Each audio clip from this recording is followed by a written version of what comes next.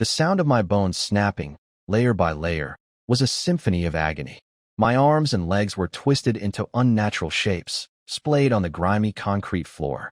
I was nothing more than a broken heap of flesh. The man in charge, the leader of the pack, picked up a steel rebar and shoved it horizontally through my mouth, a grotesque parody of a smile. He looked down at me, his eyes cold and triumphant. "Mr. Hayes," he sneered, his voice a low growl. "You were always so good with words. Why so quiet now?" I recognized him. A murderer released from prison just last year. My powerful defense and the last-minute witness I'd found had kept him behind bars for an extra 20 years. But how did he know I would be here? A choked whimper was all I could manage. My mouth was a ruin, filled with the shattered fragments of my own teeth and the coppery tang of blood. He gave a curt nod, and a burly man next to him took the rebar, lifted it high, and slammed it down into my mouth. I was forced to swallow the shards of my own smile. Darkness began to creep in at the edges of my vision as I collapsed, a fountain of crimson erupting from my lips, pooling on the floor around me. With my last ounce of strength, I forced my eyelids open. A shadow approached from the distance, unhurried, dragging something heavy that made a grating screech against the ground. He walked towards me, his shoes making a rhythmic thump-thump against the pavement, like a clock ticking down the final seconds of my life. Then, the world went black. A universe of pain exploded, and my soul was violently ripped from my body. Even with the life gone from my eyes, they weren't satisfied. They still had work to do on my corpse. They swarmed me, their movements swift and practiced. My chest was torn open, my organs, heart, liver, spleen, lungs, kidneys, were scooped out and tossed onto the ground. A pack of snarling wolfhounds devoured them in an instant. As they scrambled back inside for more tools, one of them accidentally kicked my phone, which lay shattered on the floor. I drifted closer, a disembodied spirit, and heard the sharp, shrill voice of my wife, Chloe, piercing the air. "Leo, it's my birthday, did you forget? Where the hell are you? If you don't show up soon, don't ever bother coming back." A chilling memory flooded my consciousness. Chloe had never cared about my schedule, but the day before I left, she had pressed me, relentlessly, asking for every detail of my itinerary. I'm a cautious man by profession. My whereabouts are a closely guarded secret. But that day, I told her everything. I thought she was finally showing concern for me. I never imagined she was personally sending me to my grave. After more than a decade together, I had failed to thaw her frozen heart. The men, dressed in black, hurried back out. One of them stomped on the phone, crushing it to pieces and silencing Chloe's venomous words. They began to dismember my body, preparing to dispose of the evidence. I never would have guessed they would be so bold, so brazen, in their choice of a dumping ground. My soul drifted uncontrollably northward. When I finally came to a stop, I understood. I was with Chloe. I was at her birthday party. I watched as she and her first love, Julian, flirted without a care in the world. I watched Julian wipe a tear from her eye and pull her into a tender embrace. I watched her whisper to him, "You're always so gentle and thoughtful, not like Leo. He doesn't even care about an important day like my birthday." Every frame was a silver needle piercing my heart, a dense, suffocating pain spreading from its core. I floated in front of her, my spectral form filled with a sorrowful pity. "Chloe, do I truly not care about you? Or is it that you have no room for me in your heart, that you are blind to everything I have ever done for you?" I had just pulled several all-nighters to win a major case. I was exhausted, but I didn't dare rest. Chloe's birthday was coming, and I wanted to give her a party she would never forget. I'd personally overseen every arrangement, coordinating with florists, caterers, and bakeries. I'd finalized the plans just the day before, presenting the beautifully decorated venue to her myself. She was so captivated by the scene that she never noticed me collapse from sheer exhaustion behind her. I ended up in the hospital on an 4 drip. Her only comment afterward was a dismissive, "You're in such poor shape." I had a court appearance today and couldn't be with her the whole time, but I rushed over the second it was over. I had another surprise planned for her. It was the best I could offer. And now, she claimed I didn't care. Was I the one who didn't care, or was it her? Just then, a small, disheveled girl burst into the party, crying. My heart seized. It was our daughter, Lily. Why did she look like that? "Daddy? Where's Daddy? I want my daddy." Lily sobbed as a maid carried her to Chloe. Her cries grew louder, her little legs kicking wildly. Chloe looked at her daughter's messy appearance, her tone filled with reproach.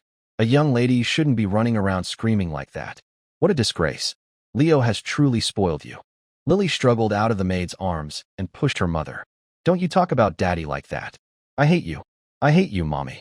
Relatives at the party began to whisper. Look how dirty she is. What an embarrassment to the family. She's too busy flirting with another man to even look after her own child.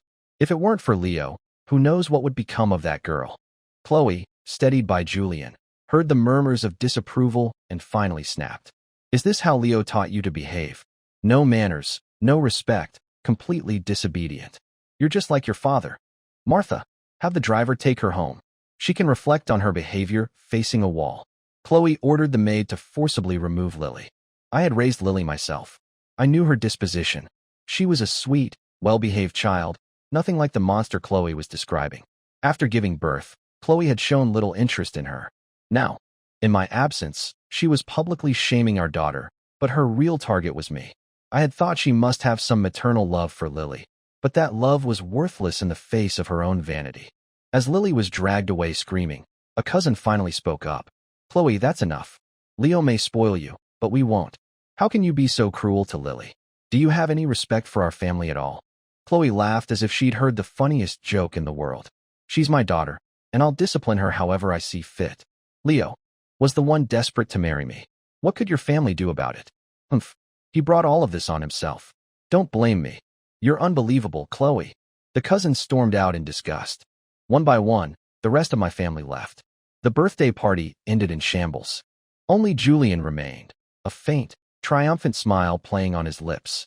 His goal had been achieved. The next day, the neighboring complex was swarming with police cars and ambulances. Chloe tried to get a closer look, but Julian held her back. There's nothing to see. Let's go. She brought him back to our home. Before they could enter, Lily blocked the doorway, aiming a water pistol at him. Bad man. You can't come in my house. Go away. Go away. Chloe jumped in front of him, getting sprayed with colored paint. She erupted in fury, grabbing Lily by the collar and dragging her inside. Lily Hayes, if I don't teach you a lesson today, then I'm not your mother. She locked Lily in the utility closet, ignoring her pleas and cries. Mommy, please don't lock me in here. I'm scared of the dark. Mommy, please. Chloe deliberately taunted her through the door. It's a little late for apologies, isn't it? This is what happens when Leo spoils you rotten. Useless. I'm not letting you out. I floated in front of Chloe, a primal scream building in my spectral throat. How dare you? Lily has claustrophobia. Are you trying to kill her? If she had ever paid the slightest bit of attention to her own daughter, she would know that Lily suffered from a severe phobia of enclosed spaces. She couldn't handle the darkness. But Chloe didn't care. She disliked me, and by extension, she despised our child. My clenched fists loosened, my arms falling uselessly to my sides. There was nothing I could do. I couldn't help Lily anymore. I could only stay by her side, whispering reassurances that no one could hear. Creak, the door opened. A sliver of light pierced the darkness. A tall figure stood in the doorway, his silhouette shrinking as he stepped inside. It was Julian.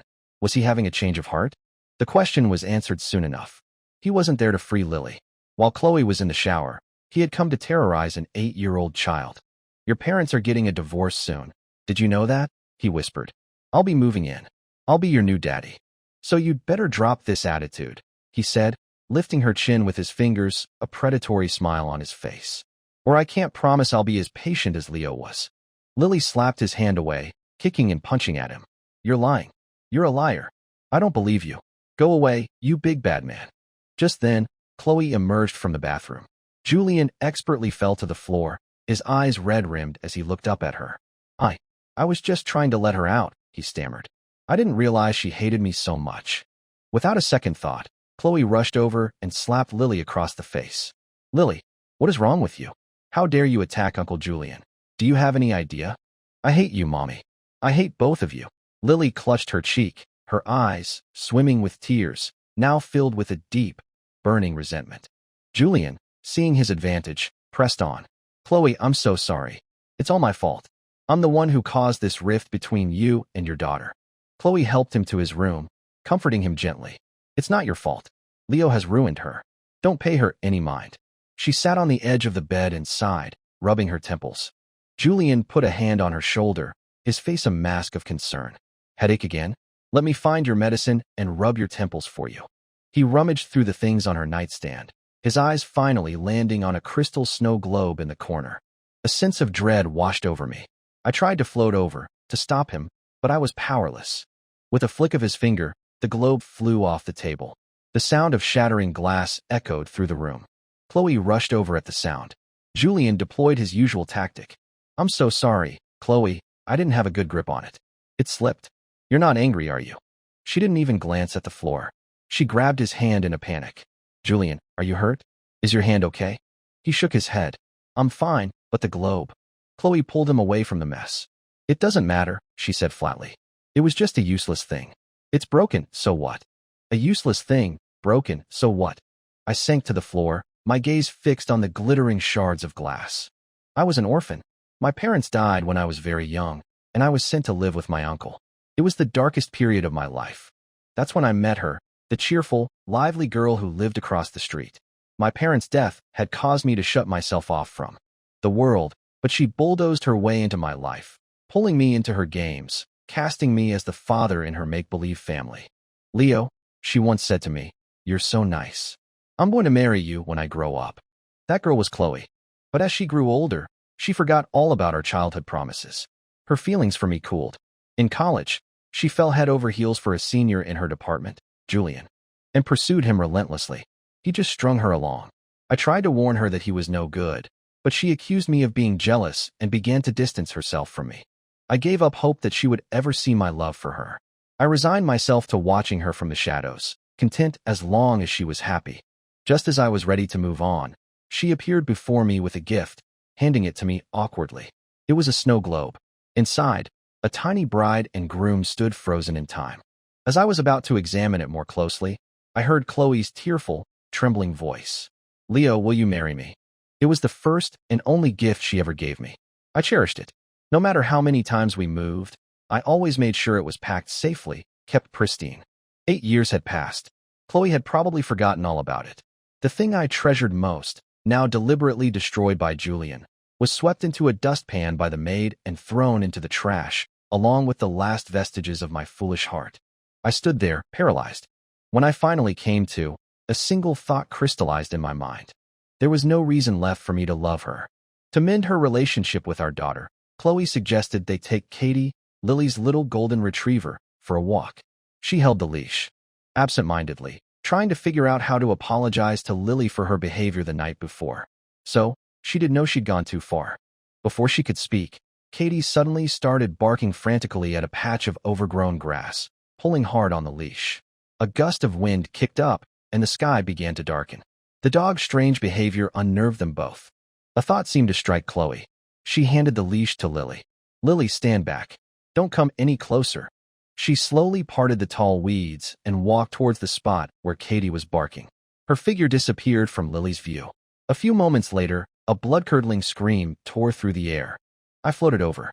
Half buried in the dirt, the other half deliberately exposed, was a human limb.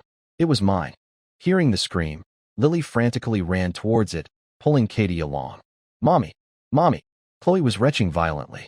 Seeing Lily approach, she screamed, "Don't come here. Go away. Don't look." But it was too late. Lily saw it.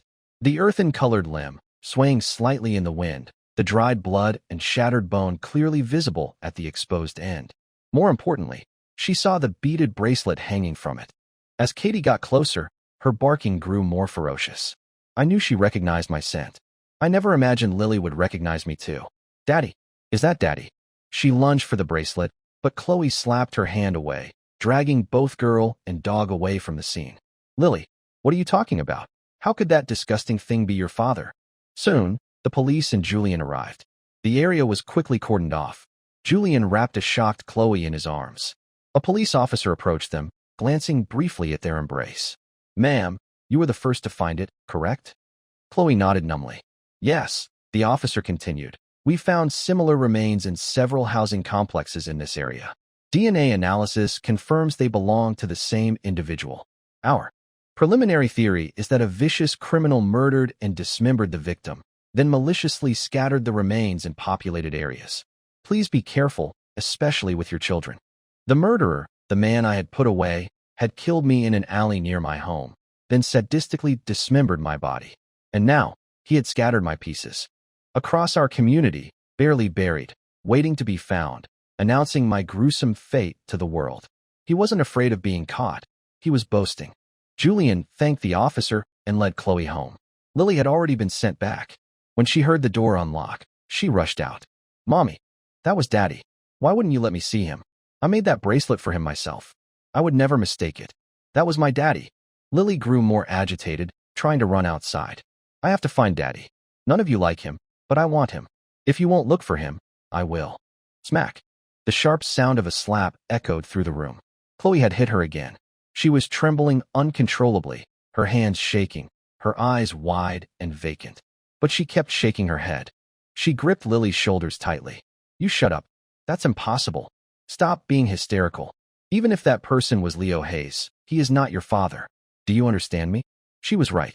Even if the dead man was me, I wasn't Lily's father. The truth was, when Chloe asked me to marry her all those years ago, I was confused. After much probing, she confessed that she was pregnant, and the father wanted nothing to do with it. She didn't know what to do, so she came to me. Seeing her so helpless and alone, I puffed out my chest and promised her, "Don't be afraid. I'll marry you. We'll have the baby." As I looked at her, my mind was already racing, dreaming of our future together. I had a selfish thought. If I married her, if I treated the child as my own, maybe, just maybe, she would grow to love me.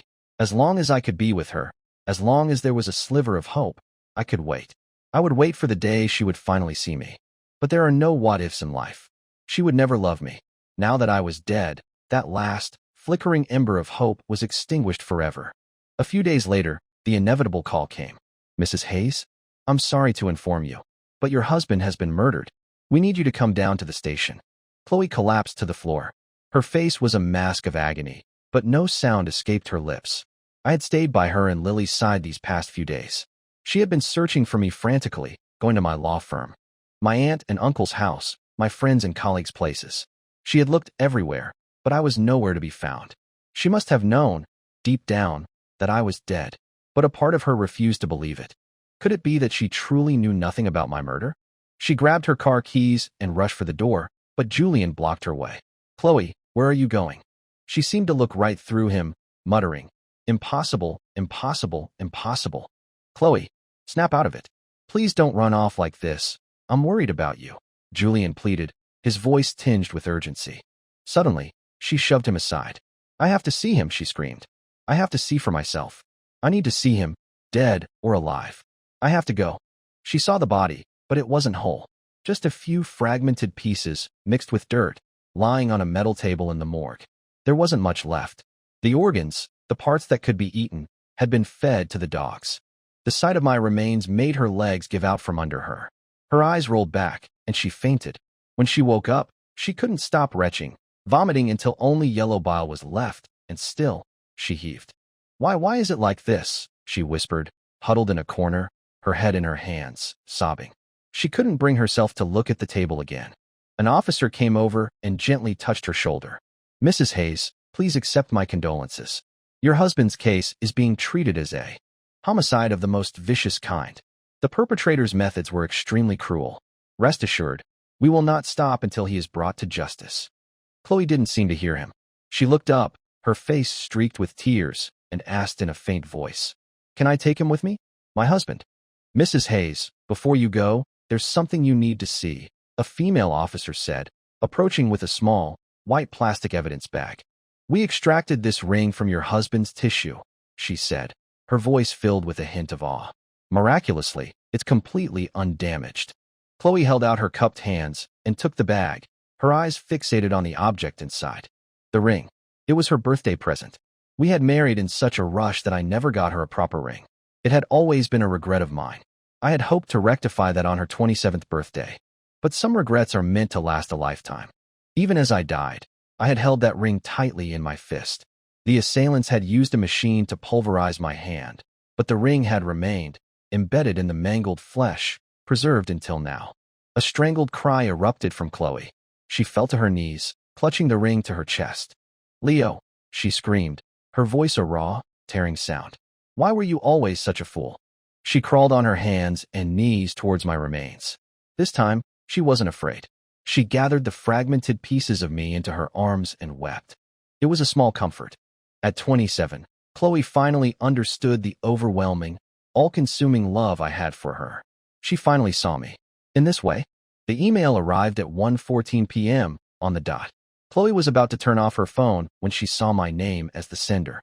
Her hands shook as she fumbled to unlock the screen, failing several times. When she finally got in, she tapped on the email with a trembling finger. It was an email I had written before my death, scheduled to be sent on her birthday. Ever since Julian had returned, our arguments had become more frequent, more severe. The purpose behind her provocations grew clearer each time, until finally, her patience wore out. "Leo, let's get a divorce," she had said. "I'm going to pursue my true love." The way she said it, so noble and righteous, made my love for her feel cheap and pathetic. I had a feeling something was amiss. Julian didn't love her. Why would he come back now, putting on such a show of devotion? So I did some digging. I investigated his family. I investigated him. After much consideration, I wrote the email, a confession and a final declaration of my love. "Chloe, we grew up together. I've been secretly in love with you all this time. You always knew, didn't you? That's why you came to me. You knew I would marry you no matter what. I'm grateful for that. I was grateful for every day of our 8 years of marriage, for every morning I woke up and saw you. You say you're going to pursue true love, but is it really love? Julian didn't leave everything behind for you. He was cast out by his family for his gambling addiction. He's desperate. He wants more than just you. Please, believe me. I would never hurt you. If you read the attached files and still decide to pursue your true love, then sign the divorce papers. But if you don't, maybe we still have a chance. Right? I have a big surprise for you today. I hope you like it. Your loving husband, Leo." I had hoped, countless times. Even in my final moments, I had wondered, if she knew I was dead, would she feel even a flicker of sadness? Would she cry for me? This time, it seemed my dream had come true. I sat in the passenger seat of her car, a ghostly spectator, and smiled as I turned to look at her. Chloe had completely shattered. She was a torrent of tears. The funeral was 4 days later. My remains were cremated the same day. Chloe had Lily hold my black and white photograph, while she cradled the urn containing my ashes. In the days following my death, my family had descended upon our home like a storm, all of them there to condemn Chloe. My aunt sobbed hysterically. "What kind of a wife are you? Your husband is murdered and dismembered, his body dumped in your own neighborhood, and you didn't even know. We never should have let him marry a pregnant woman like you. Did you ever once give him a kind word after he took you in? You heartless monster. Spit." Strangely, Chloe had lost her usual arrogance. She let them scream at her, endlessly repeating, "I'm sorry, I deserve to die. It's my fault." A few relatives even got physical, and she just took the blows. "Go ahead, kill me. I deserve it." I didn't understand. What was this? Atonement? But hadn't she conspired with her first love to get rid of me? Why this act now? My biggest concern, however, was my daughter. Lily was so young to have to endure the loss of a loved one. Maybe she didn't fully comprehend it, or maybe this would haunt her for the rest of her life. My only regret was that I wouldn't be there to watch her grow up. From the moment she was born, a tiny bundle in Chloe's arms, I had sworn to protect her. Even though she wasn't my biological daughter, I had loved her as my own for 8 years. In my heart, she was more my daughter than any biological child could ever be. Lily wasn't crying. She just kept tugging on Chloe's sleeve, asking, "Mommy, where's Daddy? I want to see Daddy." Chloe couldn't bring herself to tell her the truth. She lied. "Daddy went to a place very, very far away. He said that if you're a good girl and grow up big and strong, you'll be able to go there and see him one day." Lily nodded, half believing. "Mommy, did Daddy leave because he doesn't want me anymore?" I looked at her, my heart aching. "Silly girl, Daddy would never leave you." Chloe shook her head, then murmured to herself, "It's okay. I'll study hard, get good grades, and make lots of money. Then Daddy will come back, right?" I floated over to Lily and wrapped my spectral arms around her. "Don't be sad, Lily. We'll see each other again." I never thought that day would come so soon. Halfway through the service, Julian burst in, ignoring all attempts to stop him. "Chloe, why have you been avoiding me?" Chloe wiped the tears from her eyes, her face devoid of emotion. "We shouldn't see each other anymore." Julian refused to accept this, pulling her aside. "Chloe, what is that supposed to mean? I gave up my family, everything, to be with you, and now you're just going to call it quits." As Chloe struggled to get away, he leaned in close, his voice a low threat. I don't agree.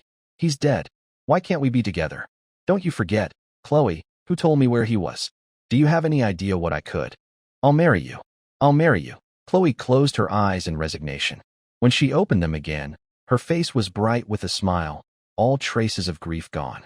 My colleague of many years, another lawyer named Mark, stood up, unable to contain his disgust.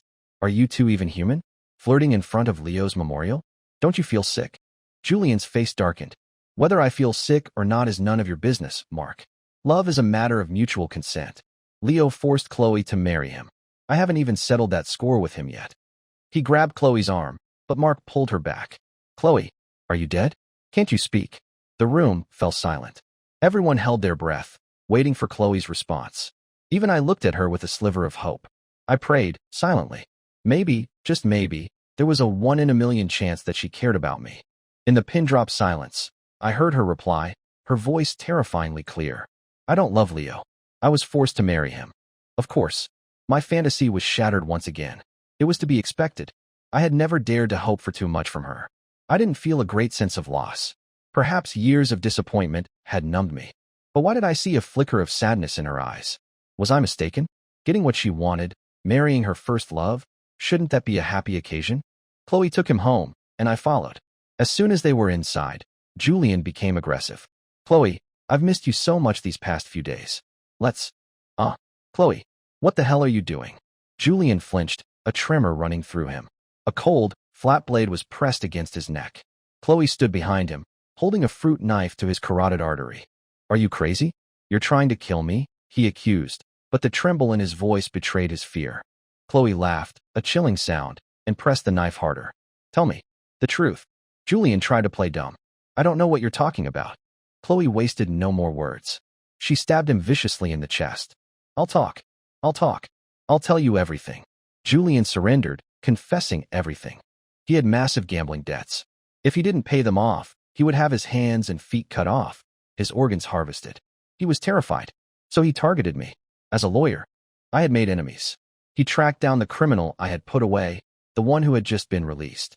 He got my location from Chloe. The rest was up to the murderer. Chloe, listen to me. I honestly didn't know he would be so brutal, he pleaded. I thought he was just going to rough Leo up a bit. I floated in front of him, my spectral form radiating fury. Liar. You're lying. You wanted him dead so you could marry me and take the family's money. Am I right? Chloe exposed his lies. He was cornered, and his shame turned to rage. Yes, I wanted him dead. So what? Weren't you desperate to get away from him? Weren't you dying to be with me? All I did was make your wish come true. Chloe, who do you think you are? Your childhood sweetheart loved you for 10 years, and you ignored him. You let me fool you. Let me use you as a weapon. Threw yourself at me. We're here today, thanks to you. Ha ha ha. Every word was a dagger, and she couldn't refute any of it. Chloe lowered her head in shame, her grip on the knife loosening. Seizing the opportunity, Julian pushed her away and ran. But Chloe would soon regret this day. She would regret not killing him when she had the chance, regret her moment of weakness. In the days to come, the memory of this moment would haunt her. Lily was gone.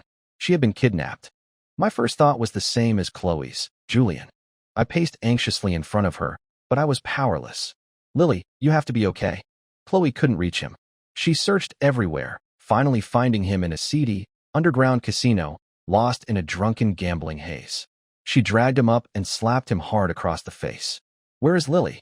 Julian spat out a mouthful of blood, a crimson grin spreading across his face. Ha ha ha. So you can be scared too. Chloe grabbed a nearby ashtray and smashed it over his head. I'll ask you one last time. Where's Lily? Julian crumpled to the floor, blood pouring from a gash on his forehead. He was still laughing, and his next words were a sentence of pure despair. You'll never know. Ha ha. I want the Hayes family. I want Leo Hayes to have no heir. Chloe started laughing too, a wild, hysterical sound that made Julian's blood run cold. You, what's so funny? Chloe, don't think you can scare me. Ha ha, you idiot, Julian. Lily isn't my child with Leo. She's your daughter. Your daughter from when you abandoned me all those years ago. The one with no heir is you. Ha ha ha. I had discovered that Julian was sterile due to a medical condition. That was the real reason he had been cast out by his wealthy family. They had no use for a bottomless pit of debt who couldn't produce an heir. I had long suspected that Lily was his child. Chloe had been desperate to get into his bed back then, but he had left her without a second thought. She couldn't bring herself to terminate the pregnancy, so she had come to me. She hated Lily, perhaps because she hated that shameful part of her past, or perhaps because she hated him. The realization dawned on Julian. He remembered. Covered in blood, he scrambled to his feet and ran. Chloe chased after him, but they were too late. By the time they arrived, Lily had just taken her last breath. She lay on the floor, her small body covered in wounds that spoke of unspeakable horrors. Chloe was held back by Julian's thuggish creditors, who beat her mercilessly. Lily, wake up. Please, wake up and look at mommy. She kept fighting, trying to get to her daughter, but it was useless. Lily was gone. I sank to my knees beside her, my heart a black hole of grief, and carefully gathered her into my arms. Lily, I'm so sorry. Daddy couldn't protect you. Daddy. A small hand tentatively patted my face. I turned and saw her spirit standing beside me. Lily, oh, my sweet girl. You must have been in so much pain. She hugged me like a little adult. I'm not in pain anymore, Daddy. I'm so happy I can see you. You must have hurt much more than me when you died. Don't cry, Daddy. I'm here. I'm here, she whispered, patting my back gently. She knew. In the end, she knew everything. You bastards. You touched my daughter. I'll kill you. Seeing Lily's body, Julian went berserk, charging at the criminals. Chloe watched, her face a cold, emotionless mask, as the murderer I had put away made short work of him. Then, while no one was paying attention, she began to douse the entire building with gasoline. With a flick of a lighter, the whole place went up in flames. I took Lily's hand, ready to leave, but Chloe appeared behind us. Leo? Lily, I can finally see you. Don't go. Don't leave me. Take me with you. She knelt and held out her hands to Lily, but our daughter hid behind me. Bad mommy. I smiled, a sad, final smile. I'm sorry, but my daughter doesn't want you. And neither do I. Goodbye. I lifted Lily into my arms, and together, we left that place of sorrow and sin and never looked back.